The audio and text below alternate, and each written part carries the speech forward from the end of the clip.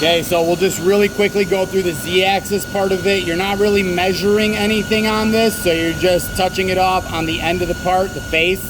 Okay, you're gonna back it off with the X-axis, 0Z, and then take 10,000ths.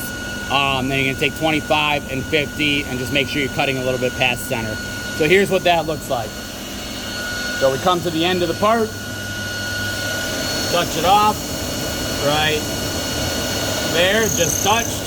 I crank it off the part, I zero out my Z now. Okay, now I can come in and I can set my depth of cut using my Z-axis to 10,000ths. So right here, 0.010. And then a nice consistent feed rate into the middle of the part.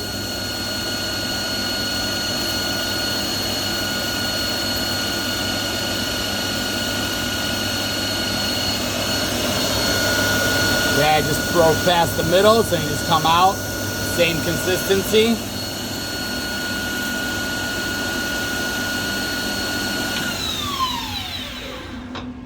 Okay, and I'm just looking at it. I'm not measuring anything. I want to get off these chips as well.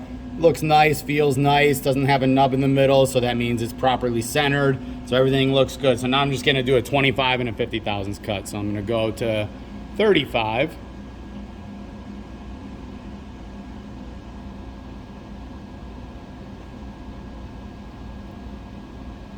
Okay, do that cut. A little heavier, but same concept.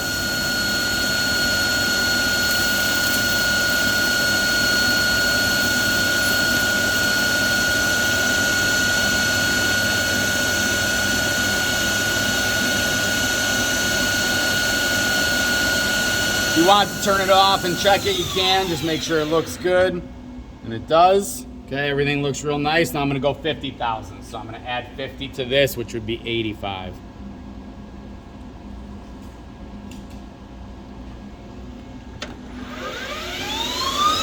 This is your maximum depth for now. So you'll see bigger chips. Sounds a little rougher, but again, this would be a roughing cut, not intended to actually give us a nice, awesome finish.